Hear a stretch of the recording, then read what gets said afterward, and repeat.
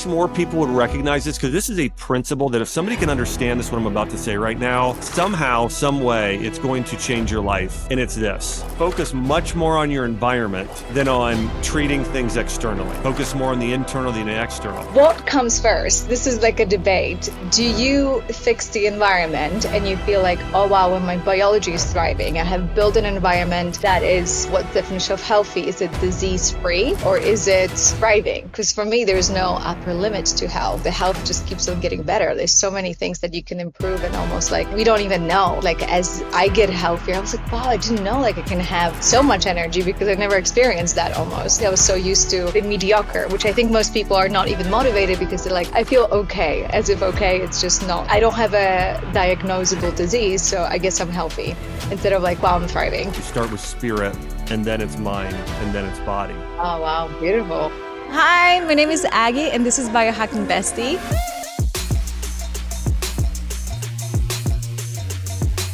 The one-stop shop for a modern queen, where you can find biohacking courses, self-growth courses, and where you can find the most incredible community of women so you can hit all of your biohacking goals and beyond. All right, Josh, thank you so much for coming on the show. So good to have you. We just started a conversation about you living in Puerto Rico, and I spent a little time, 50% of my time in Bali. And I'm curious why Puerto Rico, because for me personally, as a biohacker, it just feels so much easier to be doing all of these, OG biohacks like grounding and, breath work and spending time in the sun, et cetera, et cetera. So I'm curious, what is it for you, apart from taxes? Yeah. Well, of course, yeah, taxes are great here too. So, and that was part of the reason, but also part of it was we were at a stage in our life. We have young kids. We have a 5-month-old and just turned 4. So she was 2 when we moved down here. And we split time between Puerto Rico and Nashville, Tennessee. And, I think for us, like we love being outdoors. And so every day I'm swimming with my daughter. We're, half mile from the ocean. So we're taking a golf cart right down there regularly. And so I think for us, just the stage of life. And this won't be forever. We'll be back full time in Nashville probably sometime in the next couple of years. But having a season of 3-4 years down here, just a lot of time outdoors with the family, kids being young. It's been fun.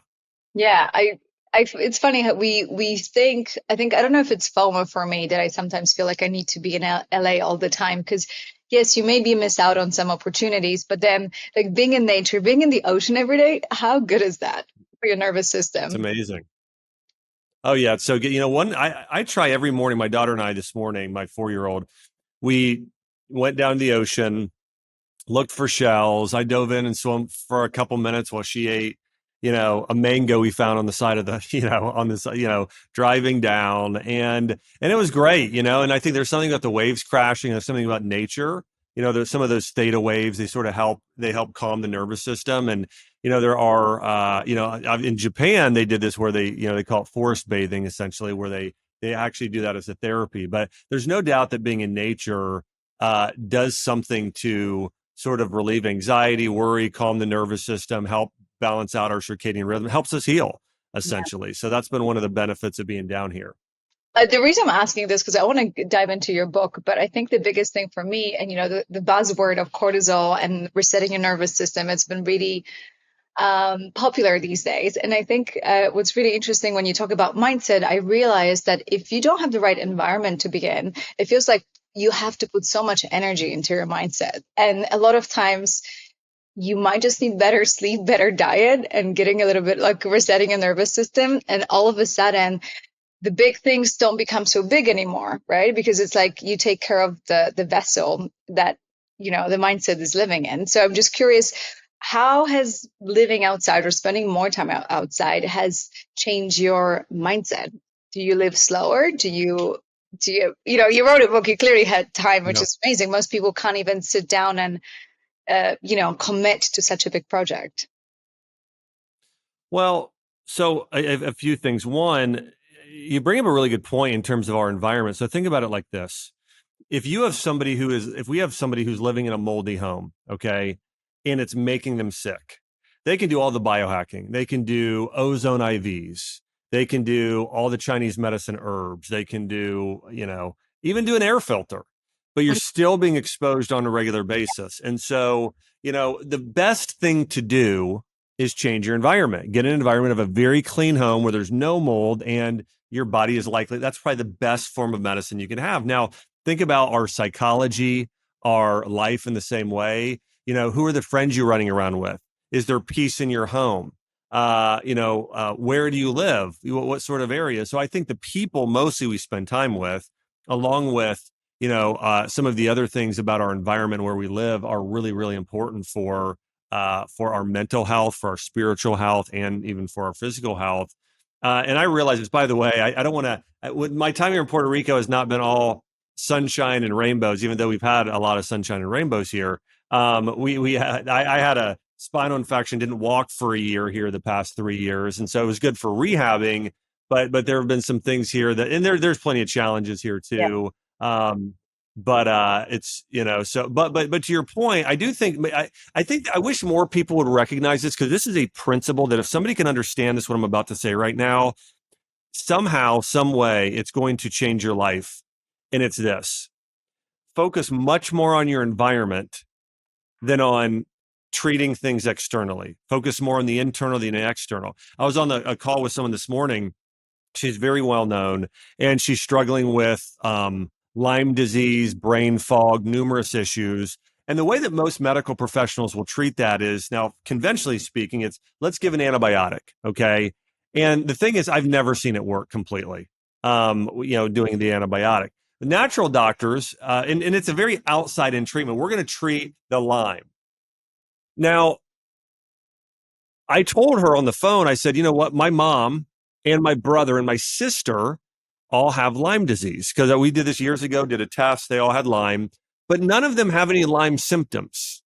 Wow. There are millions of people today that have Lyme disease that don't even know they have it. They don't have any symptoms. And so what's the difference between this person who can barely get out of bed in the morning with brain fog, chronic fatigue, numerous issues, and then Yeah, like your let's say mom. my brother. Yeah. Yeah. And the real difference here is that one person internally, their system is very strong. Their immune system is working properly. Their spleen, their blood, their pancreas, everything is very strong and built up. Their battery is really charged up, per se. And the other person's battery is low. And so this actually would go way back to even the germ theory today. The germ theory is like, we got to attack it from the outside. We got to give antibiotics.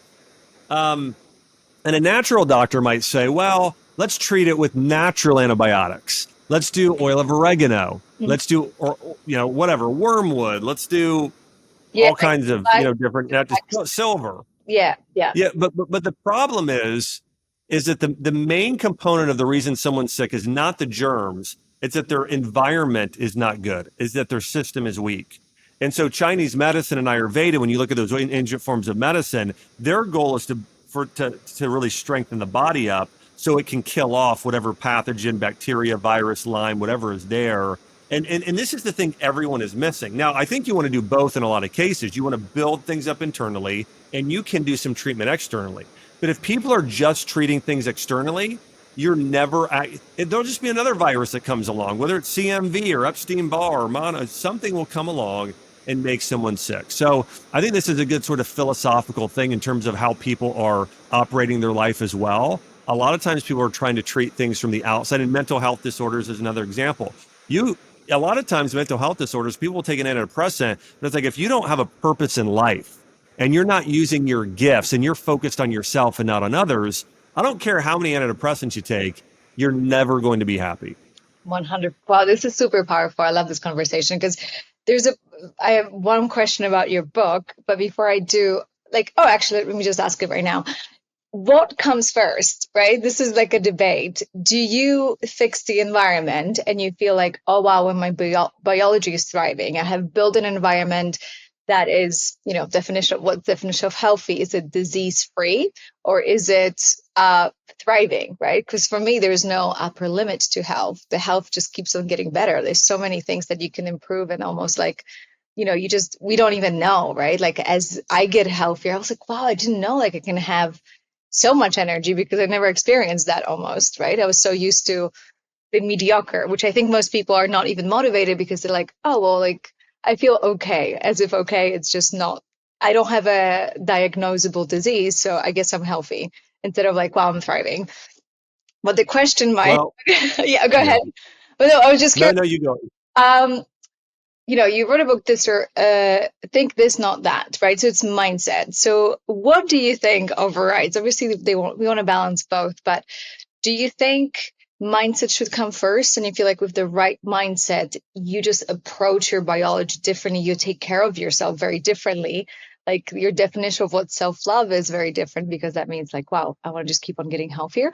Or do you think you have to fix your biology first? Because when your biology is thriving, then it's so much easier to get stuff done and, think clearer.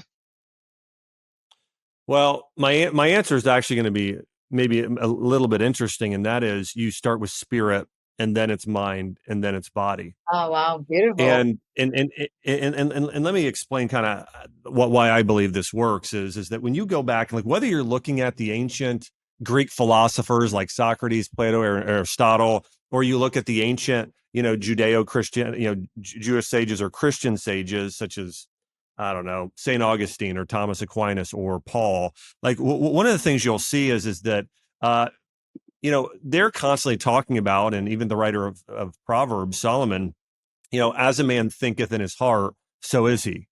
So our thoughts, our beliefs, those things, and really that starts with, Aristotle always said you start with the end in mind. It was called telos, and that's the word for purpose. And so, and it's also where we get the word like telescope, like you're seeing far off in the distance, like you can see further. Oh, And so, like, you really need to start with that. And there's a C.S. Lewis quote I love that I think exemplifies this. He says, the people that do the most in this life and thrive the most in this life are the people that think the most about the next life.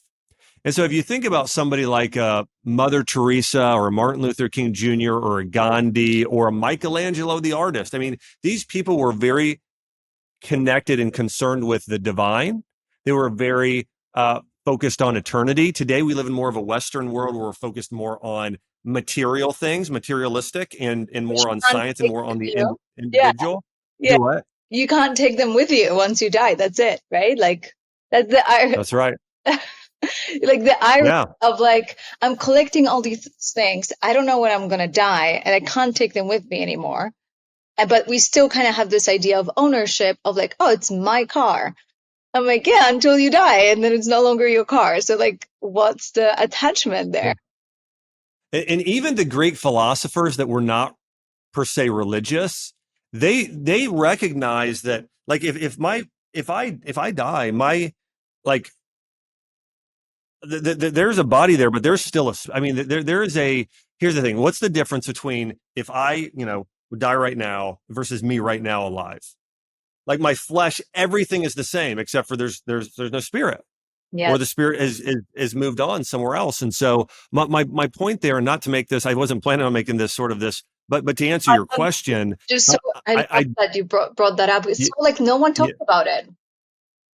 Yeah, and you know what else I think we're seeing today? I think our society is sick in a way, and I think a lot of people are turning to religion. For instance, like this week alone, I saw. Well, I mean, over the past few years, people like Jordan Peterson is an example of this. Russell Brand is an example of this. There are several other people I was looking at recently who they've really, and COVID is part of what put people into this because I think people started realizing. And deciding I'm going to look for the truth because there's so many lies out there. I need to just focus on the truth. And the reality is, if you live out the truth, even though it feels uncomfortable, not only will it set you free, but it'll allow you to live the best life possible. So, to answer your question again, I think it starts with the spiritual, and that's to say, understanding you're not just flesh and bones, you're an eternal being. And so you need to live for eternity. You need to think I mean, this is a principle of success. The people that are most successful think more about the long term than the short term. They endure short term discomfort, whether it be working out or eating something that's healthier or having the difficult conversation in their relationship, or rather than going out at night, reading that book to help them grow, right? They're doing those things. They're skipping entertainment, focusing more on growth in order to thrive in the long term. Now, what's the longest term? Eternity, right? I mean, you're thinking about those things. So when somebody adopts that sort of mindset outside of self, they're focusing on the future, they're focusing on God, they're focusing on others. It's the most healing thing they could ever possibly do. So it really starts with that spiritual component. And that's also what gives meaning to our life. And so, and I'll stop talking here in a second because I know I'm That's talking a how I lot. love it. Like you can tell that this is your purpose. That was my next question, but like I can tell that this is your true mission to this is the message, right? That you came here to spread, beyond mind and beyond the body.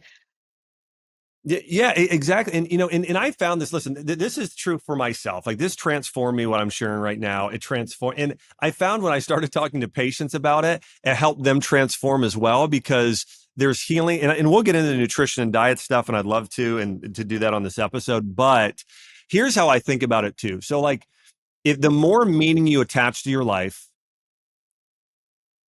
the more healthy you'll become spiritually, which will make your mind more healthy, which will make your body more healthy. So like as a dad, like right now we're having an identity crisis. What's crazy is that like when I first opened, I had a functional medicine practice and treated everything you could think of, cancer. Well, didn't treat it, but I Yeah. had patients come in with these Be and careful supported them. wording, but I know what you mean. Yeah, exactly. I'm trying to be careful here. So, but came in and supported them with, functional medicine. And with that, um, I there was a certain level of breakthrough people were able to experience. But going back to this too, like and I so people were coming in, cancer was growing, heart disease were growing, depression, all those things were growing.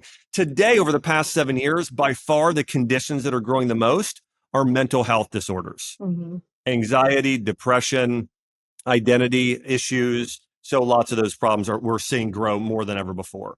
Now, part of the way that somebody lives a meaningful life and their best life is to attach the greatest amount of meaning to their roles in life as possible. So if someone wants to build a strong identity, your identity has to be tied to community, so other people. It has to be tied to your role that you're going to play, and then you have to fulfill those responsibilities.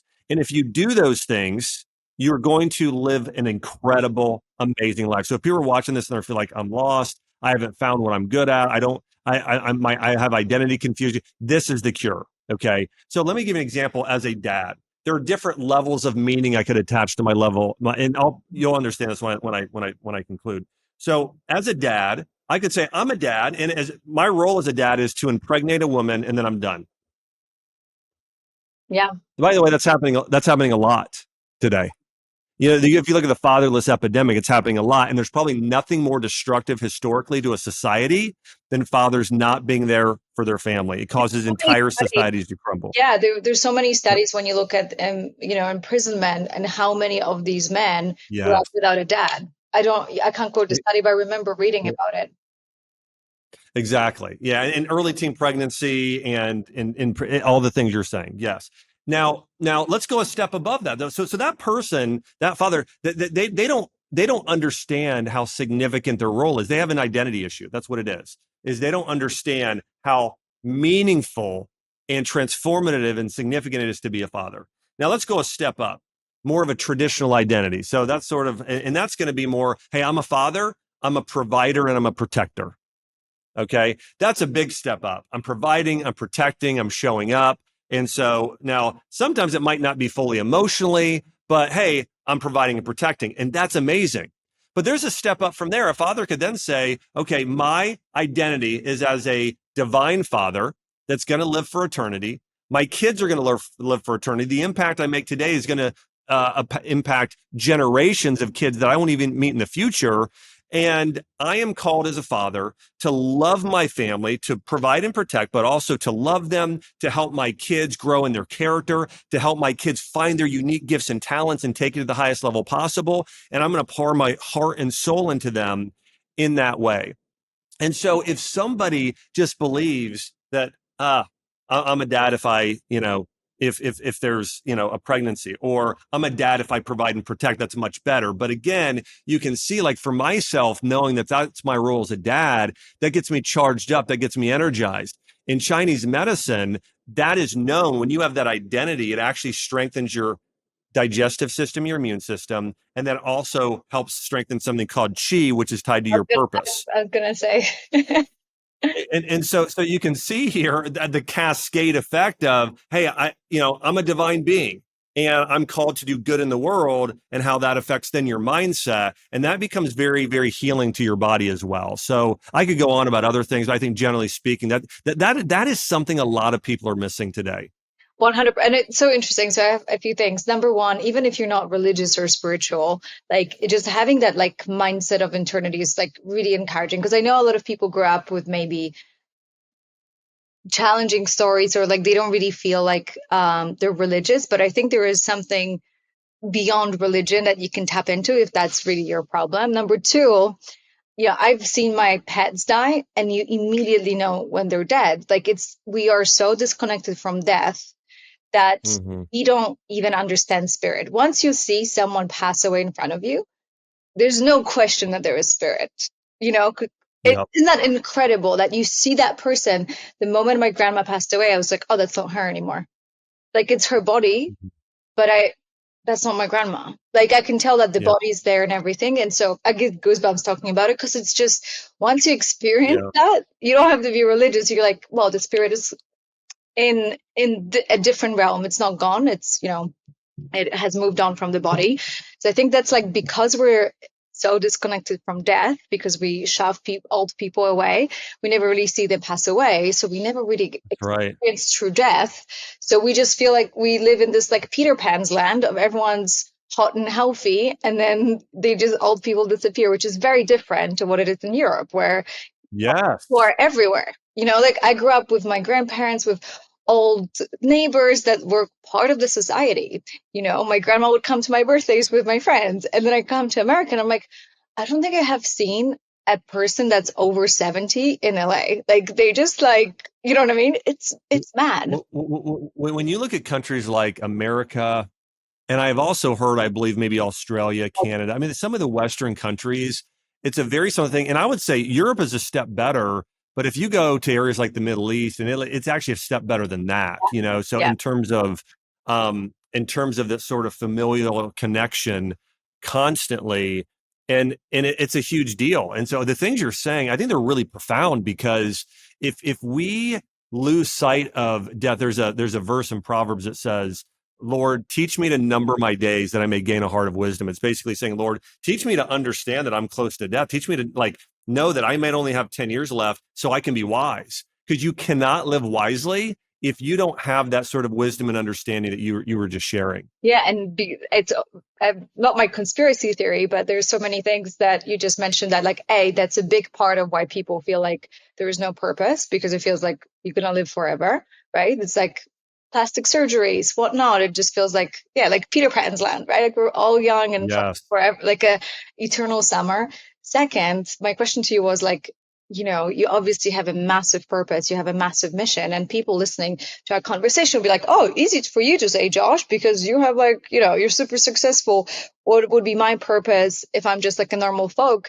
But you actually kind of answered my question by talking your story about your dad. You didn't bring up your career. You actually brought up your career as a father. But what do we do in society? Tell women that, oh, I'm just stay-at-home mom. I'm not doing anything. Like Right. literally. Is that funny? I mean, so Well, it's funny and sad. Yes, it's funny and sad both. Let me give you an example of this too. So first off, I had a dad who and a grandfather both that I'm thinking of, and neither of them, they have no notoriety at all. They both didn't like my dad served in the Vietnam War and then worked for a telephone line company fixing telephone lines. I mean, that's what he did for a career. And my grandfather served in World War II in the Navy and then worked on telephone phone lines and then decided later on to do something else I'd love to share. But all that being said, but here's something my dad did. My dad never missed a single game that I ever played of soccer, of basketball, of track. I'm talking about 1,000 games probably. And I played a lot of athletics, and he never missed one. And do you know what that did for me in terms of my esteem and in terms of me, just my emotional health, my thriving in life? I mean, and the butterfly effect, yeah, because what you do has impacted thousands, if not millions of people. And that came from your dad, right? So your dad might be thinking, I didn't do anything with my life. Hitler had a mom and dad, and Mother Teresa had a mom and dad. Yeah. And so as a mom and dad, there's a quote that I love. This is by Andy Stanley. He says this. He says, the most important thing you might ever do in your life is not, he said, it's not something you do. It's likely someone you raise. And so the jobs of moms and dads are literally the most important jobs on the entire planet. And I think it's important for everybody to understand that. But that's been deprioritized in society in America today. But there, it's like, hey, we will gratify and praise a woman CEO, which that can be great. But also, why don't we equally praise or more praise so the moms out there that are sacrificing so much like my mom did? It's I wish we would do that more. Yeah, and it's a very unglamorous job, right? Because it's like it's not being celebrated enough. And then I really want from all the moms listening to this feel like it's okay, like for your purpose to, that's the long-term vision, right? Like maybe right now when you're cleaning up the poop, you feel like this is not important and you should go to the office and, write a Yeah, like, report or an accounting. But if you think about the long-term effect, in a year, you're not going to remember what project you worked on at work. I know that for myself. When I look back, yeah, we often do this with my fiance whenever we have like a big thing and we're stressing out. I'm like, babe, I don't even remember what we were stressed about a year ago. I yeah, really don't. That was like such a big deal. So I'm like, I don't, it was a 1 year, like 5 years ago. I don't remember what was that big thing, the person that was just driving me crazy, or, the business partner that was just doing X, Y, and Z. yeah. You don't remember, but you do remember your, true purpose and mission, right? And like, Well, well, Well, let me share this too, because this is hitting something I think that is changed my life. So I mentioned my grandfather, and my father-in-law was the same way, and he passed away this last month, and it was at 60. It was really a shock. We thought he had another 30 years, and so we've been kind of mourning and going through that process. But I was at my grandfather's funeral, and and I mentioned my grandfather, World War II veteran, lived to be 96 years old. wow. And when he got to be 40, I think it was 44. Yeah, 44. He decided he'd been working on fixing telephone pole lines outside for like 20 some years. And he was like, this is not what I'm called to do. He's like, I want to do something else. So him and my grandmother took their life savings and bought land with a pond on it, 50 acres, and they turned it into a campground and a swim park for families. So people would have family reunions there, people would have retreats there, and my grandfather did that, worked it until the day he died, till for 96 years. And so I'm at his funeral, and he was an amazing man. Like, he would bring me to hospitals growing up. He volunteered to where he would go to a hospital once a week, bring someone their favorite meal, sit down with them, pray for them, talk with them. And I got to go around with him and do this on a regular basis. And it was really, really transformative for me. But we're at his funeral, and this doesn't always happen at funerals, but the pastor said, does anyone have any final words about Howard? And the man next to me, split second later, like almost screamed out, like yelled out, sobbing, Howard was my best friend. And here's the thing I want to mention. I'm a little ashamed of this, okay? But um, I turned and looked at him, and my first thing wasn't compassion. Now, it was a second later, but I thought, well, you're not my grandfather's best friend. That's my Uncle Don and Alan. And anyways, but then I stopped myself. I realized, you know what? There's probably 150 people here, and half of them probably all feel like my grandfather's their best friend. And then other people started saying, Howard saved my marriage. Howard led me to God. Howard, invested in me when no one else would. I mean, person after person, I just started, of course, weeping at that time, and also really reflecting and thinking about even myself at the time. I think I was a little bit more, it was maybe a blend of thinking about what success looks like. Because for me, I'm a very driven person. I can tell you are as well. It's like, I want to do a lot with my life. So it's like, I want to write books that are a bestseller. I want to, reach 1 million people with this health message. I want to do this, this, and this. And the thing I realized about my grandfather, he didn't accomplish anything in terms of, like, he was never, Well, on a magazine, was never wealthy. I think he probably retired with like $30,000 total. And he worked for, I don't even know how you could retire but he retired with almost nothing. And it's because he just gave it all away.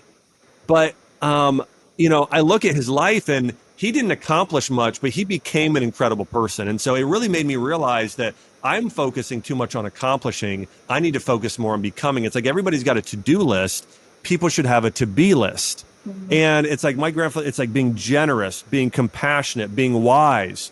And if you just go around with a to-do list, we tend to run over people. We don't act with the highest level of character. Right? Because it's like But if you get on with that, to the top, I look at some people at the top, I'm like, personally, and I'm like, I know what you're doing, and you're in your journey to be the top podcaster, whatever, you have had to give up, you had to um incorporate something. lose your soul. You know what I mean? Like you had to become a certain person, and you become very selfish. If you really want to have like the top, it's very driven. It's very much like, my way or the highway. And it's really hard because it's like, is it really the most important thing, right? But what I Yeah. really love, and for those of you who are listening, you don't obviously see Josh, but I think you can feel the energy. And I think what's really that I want to like emphasize is when you live your purpose, you light up. And I don't know you, right? And I can already tell Yeah. that when you're sharing this right now with me, you're lit up, your aura, your energy is just like booming because you care. And that's like you're so full of life force. It's so fun to see. I'm just sitting here like grimming. I'm like, wow, this guy is like amazing because you're doing what you love, right? And you really believe in it. I Yeah. think you mentioned the life force in Chinese medicine. It's something I've started to learn because I'm like, I want more life force within me. Like, I want my health to extend beyond my body. I want it to become energy around that I can bring to other people. And it's just really beautiful to watch you light up, literally. Well, here's the thing. Everybody has this in them. They just, people have, we are living in a society that is so busy and entertainment driven. I mean, the average person today is spending 2.5 hours on social media and 2.5 hours watching TV a day. Now, if you go to Gen Z, it's actually higher. It's like 4 hours on social media and 2 hours of TV. So it's actually 6 hours a day people are spending on these devices. And so I think that if people would be able to get away from the slot machine or the scrolling on TikTok and all those things and step back and just reflect and follow people that are doing great things with their life and model them, and also think about for themselves, what is it that God has gifted me to do? What are my unique talents and gifts, and how can I give those and bless the world in that way? The goal in life is not to do the most. The goal in life is to do the most good. Oh, You know, you can have somebody who, and this happens a lot today. Think about here's something I love about you and your account. I went on here before we did this interview, and today there are a lot of women who have accounts that are destroying women's self-esteem. There are studies showing that women between the ages of 15 and 19, so teenage girls in high school, that their self-esteem and self-worth and value is getting crushed when they're on Instagram and TikTok and social media platforms. However, you've decided to, so somebody might have 2 million followers or 10 million followers on Instagram, but they're destroying lives. So they're a net negative for their entire life. Versus you're on there showing people how to use food as medicine, how to heal, how to think, how to grow, and helping people experience breakthrough. So you're doing good in the world. And so, I think that everybody needs to focus on the sunum bonum, as it's in Greek, which is I'm doing the greatest good with my life. There's a parable about this in the Bible, and Jesus is telling this, and he said, I gave one person 1 talent, another 2, another 5. Now, it could be seen as money, it most of the time is, but also I think it could also be lended to your natural gifts. And in the parable, it says the person that buried their talent, the person that wasted their talents that God had given them, they're evil. hmm. And the Wow. person that took the 2 and doubled it and said, I'm going to grow, I'm going to invest and double down and keep doing more and more and more good, they're going to be given more and more and more. Yeah. So I think that's a kind of a wake up call for some people is find your gifts. So think about it like this. What are you great at? Write that down and ask other people you trust in your life. What are you passionate about and love doing? And then what's an opportunity or problem you can fix right now? And I think if you can figure those things out, that's going to lead people to their purpose. So beautiful. I just want to share that, like, I always thought I don't have a talent. I was surrounded by a lot of talented people, and I was like, oh my God, I have nothing going on for me for a very long time, up until my 30s. And I was just like, You're a great interviewer. thank you. But I lived that. I'm not a musician, I'm not a writer, all of the things that I thought I should be. And I was like, oh, I'm not. So I guess, English is not my first language. I'll never be able to be so well spoken as other people. All the stories I told myself.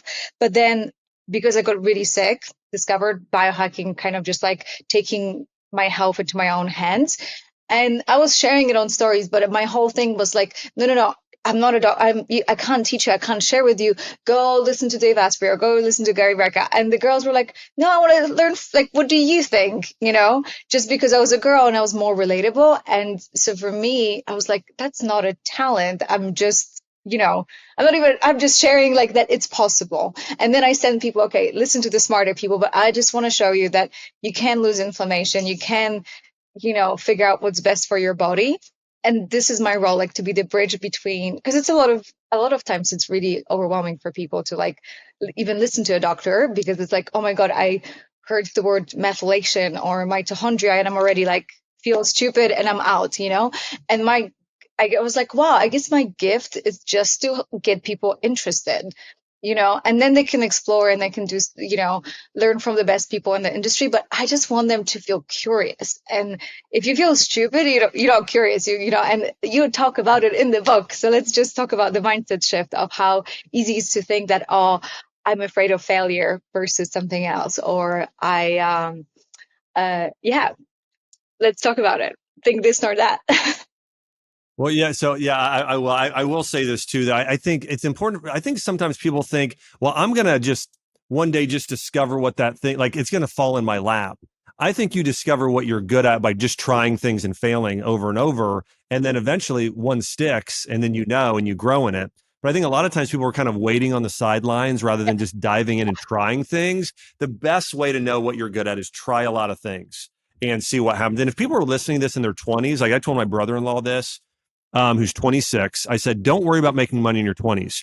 Worry about learning. Go to a job, go to places, just learn and learn and learn and learn, and then worry about making money in your 30s. But just get great at something in your 20s, and that should really be your focus there. I think part of what you're sharing is connected to limiting beliefs as well. Yeah. And I'll share an example of something that, I mean, this is so prevalent today. And part of it is there are less parents, I think, investing in their kids. Their school systems are so corrupt and evil in their curriculum. So I think there's a whole generation right now, I think a lot of Gen Z and millennials who have never really been mentored properly and been told what they're good at or help them find those things. And it's like, so all that. Sorry, I was just going to say, like, they get mentored anyway, but instead of their parents or someone in school or church or whatever, they get mentored by TikTok, and everyone wants to be a dancer or an influencer, right? Yes, it's to your point, exactly. And so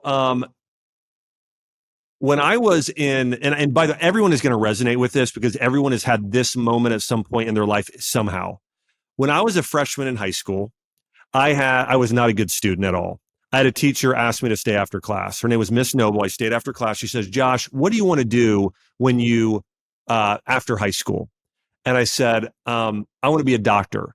And I told her this because the year before my mom had breast cancer. She'd gone through chemotherapy, and it absolutely broke my heart to see my mom go through that. So as a kid, I was like, I want to help people like my mom. I know what I want to do with my life. I want to be a doctor. I told the teacher this, and she literally laughed out loud. And she goes, Josh, and she shook her head. She said, listen, you'll never get into med school with your GPA. She said, my own daughter had a 3.8 GPA and barely got in. She said, you got a F on this paper. You're getting a D- in my class. You'll be lucky to graduate. She said, you need to try harder. And that was it. And I walked out. And I walked out of there, like my takeaway, Allie, was like, okay, I'm not that smart. Or I can't be a doctor now. And then 2 weeks later, my mom brought me to see a physician who talked about me like I wasn't in the room. And I still remember him saying some of this today. He said, listen, your son has a learning disability. He has severe ADHD. He's going to always have trouble learning. The best thing for him is to take this medication. And then he wrote a prescription for a drug called Ritalin. And I never ended up taking the drug, but I remember walking out of there thinking, gosh, not only can I not be a doctor now, I'm like, I'm not smart. I'm not only not smart, I'm like medically not smart. There's like something wrong with me. So I just kind of stopped trying in high school. I barely graduated. I graduated with a C minus GPA. Only reason I graduated was I knew my dad would be so mad if I did not graduate. So I graduated. I applied to colleges, got denied by like all of them, but there was one school I did want to go to, and they sent me a letter back. I think the only reason they said it is I had some good athletics and some other things I had done. But they sent me a letter and it said something like this: you're not in, but if you come and take summer school and average above a 3.0, we'll let you in the college. And I thought, okay, this was University of Kentucky. I thought, okay, I want to go. I'm going to do this. I'm going to try. And the first class I had to take was English 101. First big assignment was a paper. So I went and I really tried, turned in this paper. A few days later, the teacher, and it was Miss Williams, she says, Josh, can you stay after class? My stomach sunk. And I thought, this is deja vu, not this again. I failed. Oh, this is so, I just was like so down for like, a few seconds. And then she goes, Josh, what's your major? And I said, well, Ms. Williams, I haven't chosen a major yet. And she said, well, I want to let you know, I think you should consider being an English major or journalism major because you're an incredible writer. You got the highest grade in the class. I can tell this is a real gift for you. Just great job. And I was like, thank you. And I walked out of there. And it was like I had an organ transplant. I'll call it a mindset transplant. I mean, I went from being so down on myself, feeling I wasn't smart, I couldn't do it, to thinking I can do this. Then throughout college, I averaged above a 3.0. Much later on, I graduated from Johns Hopkins University with a 3.9 GPA, became a doctor, have written books, started a supplement company. I don't share any of that to brag. Here's the point I want to make with this. If I would have held on to that one single limiting belief that I wasn't smart, none of those things would have happened. There is nothing special about me at all in terms of like, I'm not smarter than other people. Like that's definitely not the thing. Do what? You actually can prove it. You have a paper for that. yeah, exactly. And so the reality is that I think that for most people, they maybe look at some people that have been successful and they say, I can't do it because I don't have what they have. Oh, I'm not Elon Musk, or I'm not Oprah Winfrey, or I'm not Aguilar. Like I'm not, I don't have that thing. And the reality is, yes, you do. We all have that thing. You just need to be able to tap into what that thing is for you. And I see these limiting beliefs, by the way. Be careful with your speech because you might destroy someone's life and not know it. Or you may give life to somebody that would, there are so many people. Here's something I've discovered. There are so many people that have gone through their life and they've never had anyone ever say something complimentary towards them. Or no one has ever called out the greatness in them, ever. Yeah. And as a doctor, I used to have patients constantly coming in with limiting beliefs. Here's an example. Doctors constantly tell patients this: you have to be on this drug the rest of your life. Your condition is irreversible. You only have a 40% chance to live. Do you know how, almost every medical visit people go on, they're going to hear something like that. And they're actually breaking the Hippocratic Oath of first do no harm. They're actually harming somebody and their hope, their mindset, their spirit, which is going to impact, giving them fear. It's going to impact their physical health. And so I would just say for everybody listening to this, find people in your life that can speak into you, encourage you, be your cheerleader along the way, and then be that for somebody else. Yeah, I love that you actually it's like such a beautiful full circle, because at the end of the day, it's like we inherit so many of the limiting beliefs of other people, but if you protect your energy, you don't absorb them, right? And that's a really big one. It's like, just because your teacher had a limiting belief, why did she put it onto you? It's almost like another form of disease that is contagious. Well, Aggie, this goes back to the first thing we talked about. It's your environment. By the way, I had gone from a Christian school that I had with really amazing teachers that just loved me to this public school where this teacher was, by the way, I want to say this because I know this. She passed away early. Her husband committed suicide. Her kids were she had a lot. I didn't know this when I was in high school. Yeah. But much later on, you hear, well, she had a lot of hurt and problems with her own life. But anyways, I was in this environment. But this is a point of who's teaching you, who are you spending time with, who's your inner circle. That's one of the most important things that you could ever intentionally do, is focus on Like I've twice in my life moved on from the people I was hanging out with in college. I realized these people, these frat boys I'm hanging out with, they are making me a worse person. So I need to go and find virtuous people that want to grow within their lives and become something. And that totally changed my trajectory. The fastest way to change your life is to change the people you're hanging out with.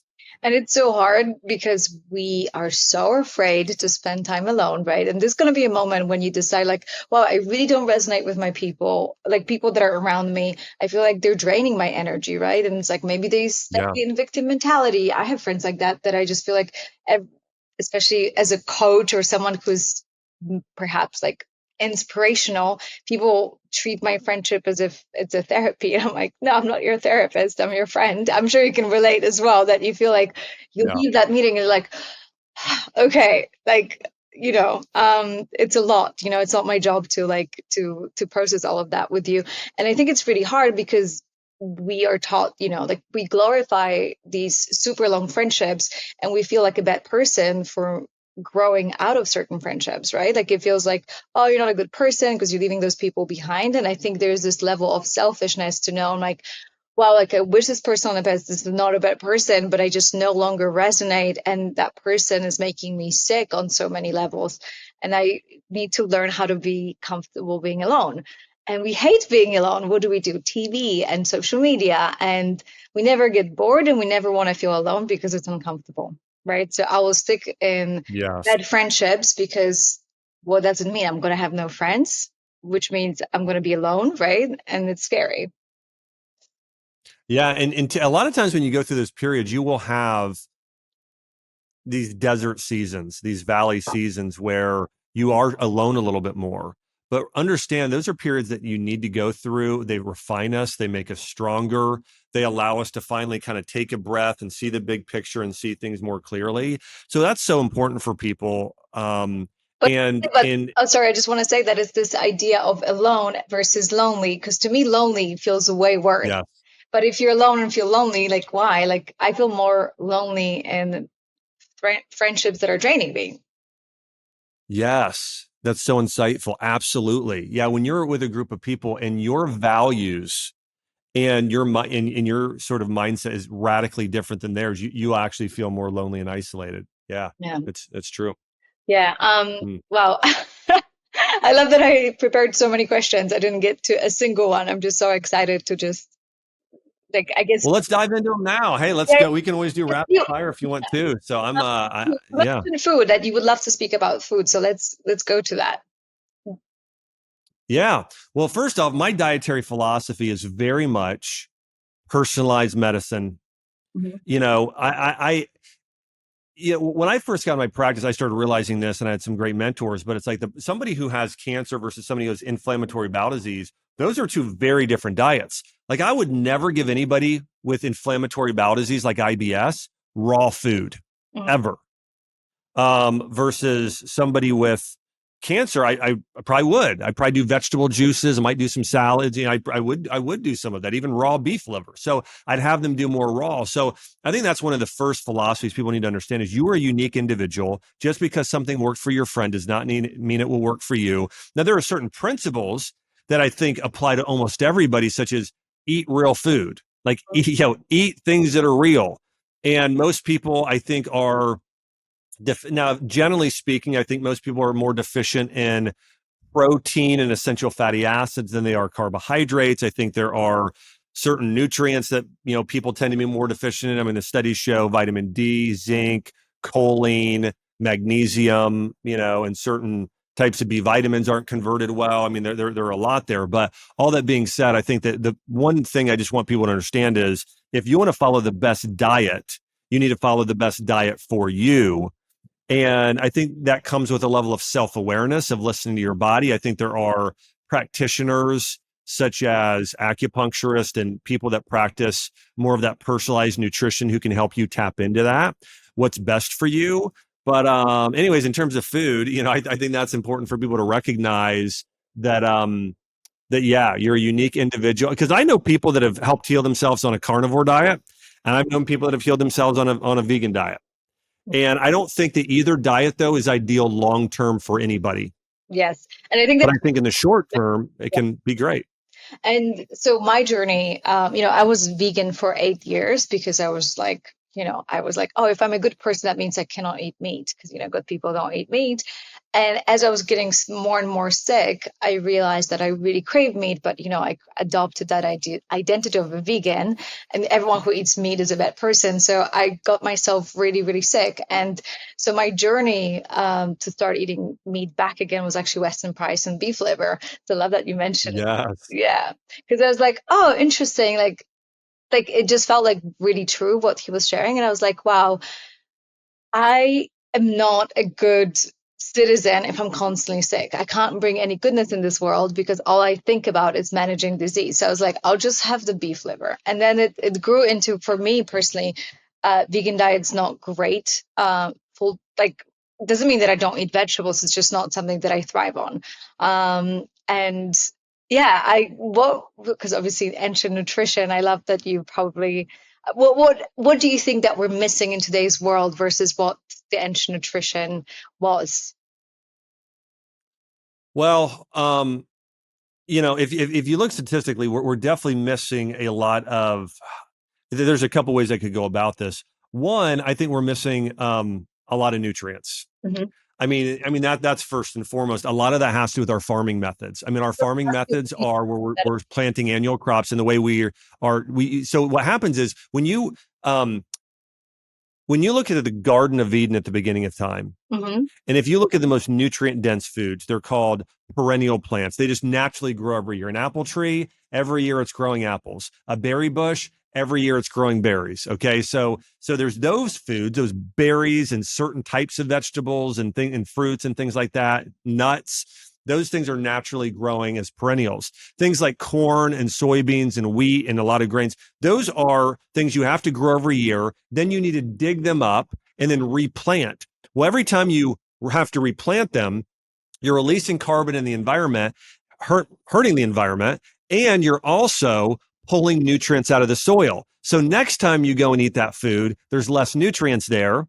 And so now you're nutrient deficient. So let's say a tomato back from 100 years ago had probably 4 times the amount of nutrients or nutrition. Now, the way that I'm sharing that number is that basically, magnesium was one of those nutrients that might be cut down by, there's a quarter of the nutrients back according to, this is one single study. So listen, it could be 10 times more deficient. It might be 2 times, but either way, there's no doubt when you're consuming those foods based on our farming methods. I mean, people might notice that sometimes if you go buy like a piece of fruit at Walmart, it tastes like a bag of water. Like you're like, Yeah. where's the flavor here? It's just not, this doesn't have it. Versus if you go up to, Minnesota or Ohio and you go to a wild, apple farm and you're like, oh, wow, this is a real apple. This is what it tastes like. Yeah, I was just saying, like And your mango from the side of the street this morning probably had yeah, better yeah, flavor. yes, my daughter was like licking it up. It was all over her face. It was a total mess. But yes, exactly. The wild mango we had today is a great example. And so, and this is also where the ideal farming methods go back to what you should be doing is growing a food forest, a lot of perennials, and then having animals graze around it where they defecate and urinate on the soil, which builds nutrients into the topsoil. So then when you're eating that apple, that walnut, whatever food you're grabbing, there's more nutrients in it. Well, we don't practice those farming practices. So to get back to what we're missing vitamins, we're missing minerals more than anything, and phytonutrients. So those are typically tend to be antioxidants. At least many of them are enzymes. So there's a lot of things we're missing. I think if people are following the ideal diet by the way, this isn't everybody, but this is most people. You should focus on getting wild organic meat. So upping your protein intake of good organic meat, whether it's wild salmon and fish, chicken, grass-fed beef, those sort of things. You should be doing a lot of vegetables, ideally local farmers market or buying organic because they do have more nutrients. There's better farming practices. Fruit. And then that should be the biggest basis of your diet: meat, vegetables, fruit. And then from there, grains that are easier to digest or sources of carbohydrates like squash and sweet potato, regular potatoes. Grains, I think rice is probably the healthiest for most people, the longest living country in the entire world. Japan, they consume rice is, I think, the top food they consume in their diets as a whole, followed by fish and seaweed. But all that being said, I think that meat, vegetables, fruit, healthy fats like coconut, avocado, olives and olive oil, and then also consuming. And by the way, part of the meat is also bone broth and organ meats. And then if you are going to consume grains, I think grains can be healthy. They need to be prepared properly. If you look at the way they did ancient grains is first, the type of grain was different. Now we have still some of those strains today, like wheat, for instance. We've all heard of einkorn wheat. They're ancient forms of millet and barley and rye. So you want to do an ancient form of a grain. So the ratios of gluten and certain other carbohydrates are not different. You then want to sprout it, Mm-hmm. and you can buy sprouted flours, and then you want to ferment it into a sourdough. And if you do that, even a celiac will not have a reaction in most cases because the gluten is so broken down and so digestible, and then you're absorbing all the nutrients. And so part of the reasons why grains, you're not absorbing a lot of the nutrients today is that they have these things called phytic acid. They're enzyme and mineral binders. So when you eat the food, you never unlock the nutrients. So you're actually eating bread or grains, and the nutrients are passing right through you. Well, if you sprout it and ferment it, you are actually increasing the nutrients. There's one study that shows if you ferment or do sourdough bread that from a whole grain, you're getting 2 to 10 times the amount of methylfolate. Mm-hmm. So methylated vitamins and B vitamins if you do it that way. So I think that's another important concept to understand. But generally speaking, I think those are, I could keep going on and on, but I think that's, and let me only say this too. I think that this is also where it comes into, you need to listen to your body and look at yourself as an individual. And this is where when I create a plan for somebody, I do a lot of tongue diagnosis. And I'll look at their tongue. About that, because I actually had it done recently by my Chinese medicine doctor. And she always just like, look at you, I want to see your tongue. And she's like, what's up with your digestion? Now what's going on? She knows immediately. Yeah. So like if we were to look at you don't have to stick out your tongue, but if we were to look at yours and for a Chinese medicine to say something for digestion, probably a couple things. One is you can look at your tongue and it should be very smooth on the sides. You can get these ridges on the sides of your tongue. Okay. That will mess with your digestion. That's called a spleen qi deficiency, which means your pancreas tends to be overtaxed.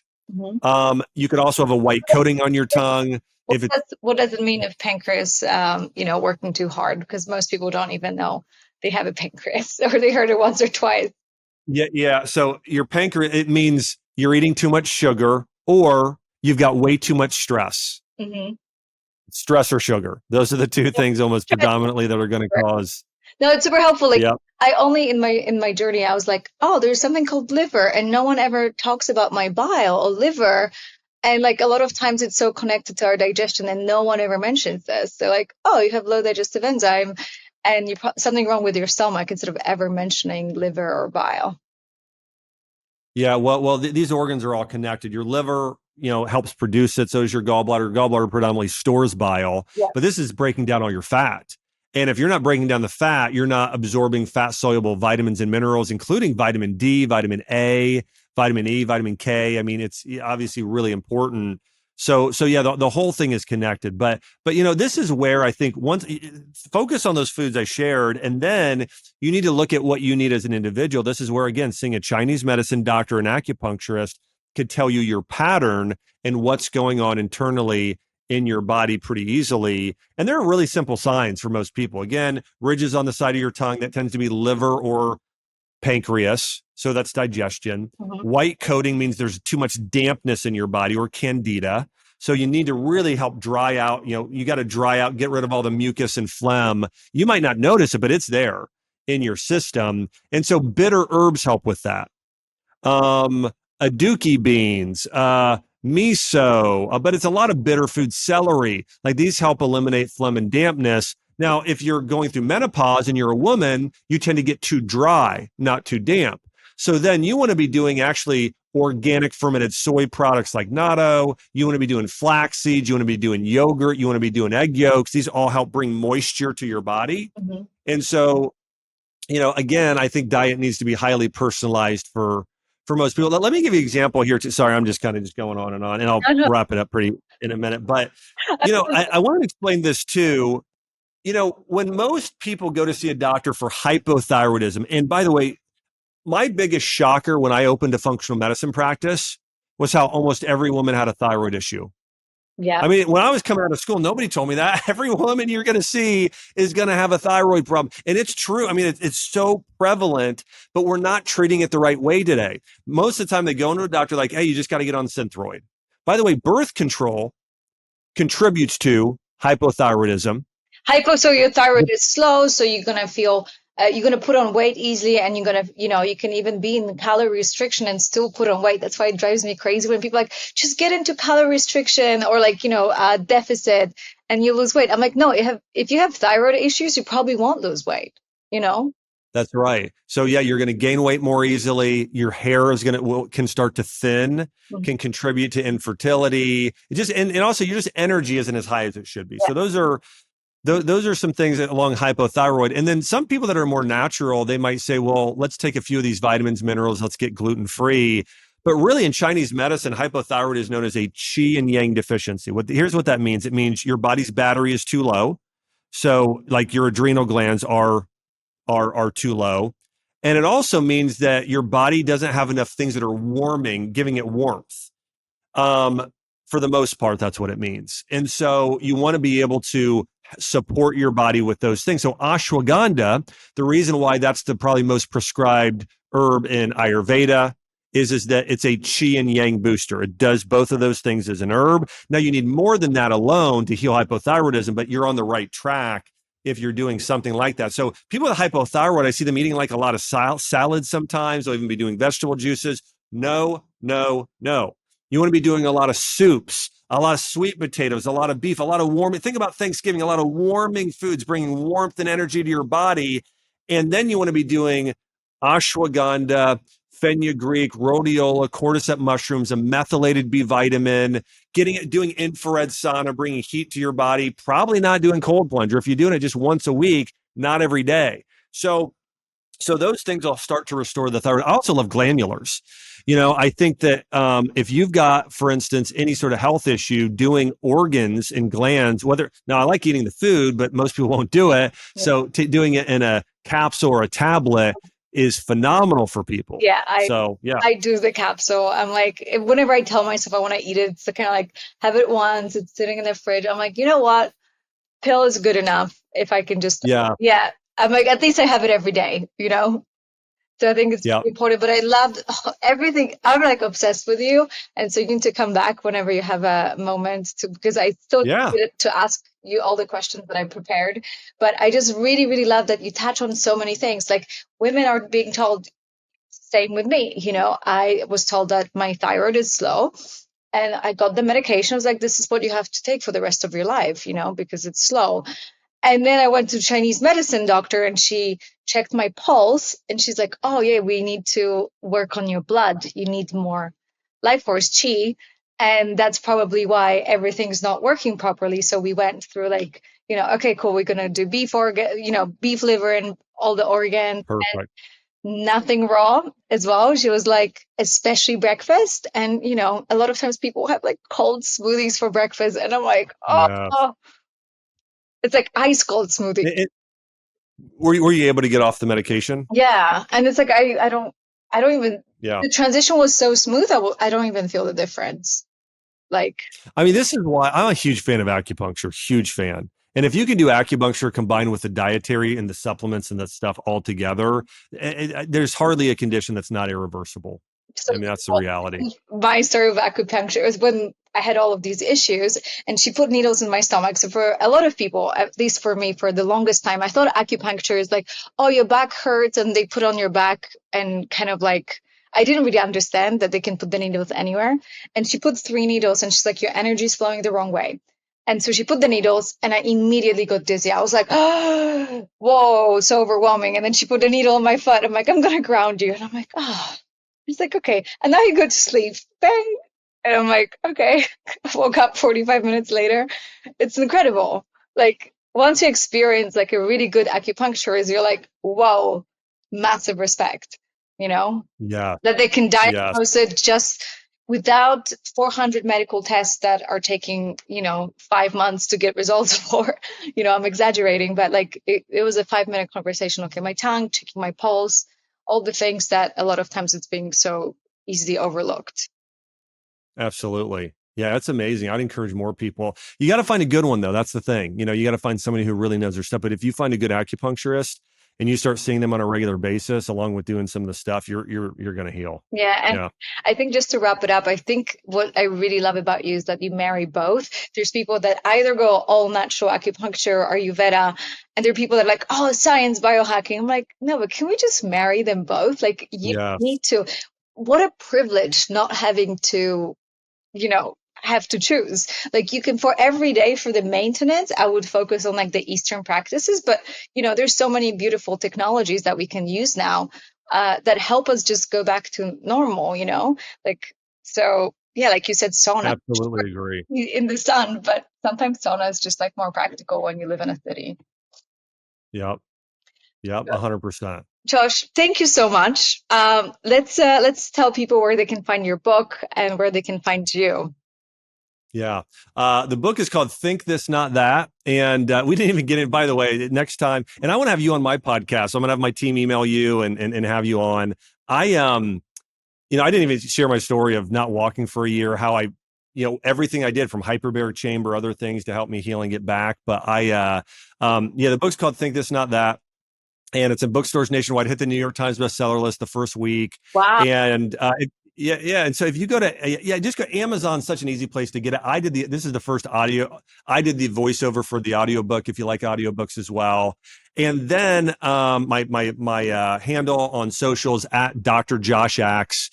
And last thing, I've got a podcast. It's called the Dr. Josh Axe Show. I cover a lot of these health topics that we've been talking about. And people can always search on YouTube or whatever, Josh Axe thyroid or Josh Axe methylation. And I've covered, almost every one of these topics at some point. So you can find a show. And at some point, I'm hoping we're going to have Aggie on here as well on my show. And it's going to be great. So such an honor to be on. Thanks so much for having me. Thank you for being such an incredible guest and just sharing your gifts with the world and living your purpose.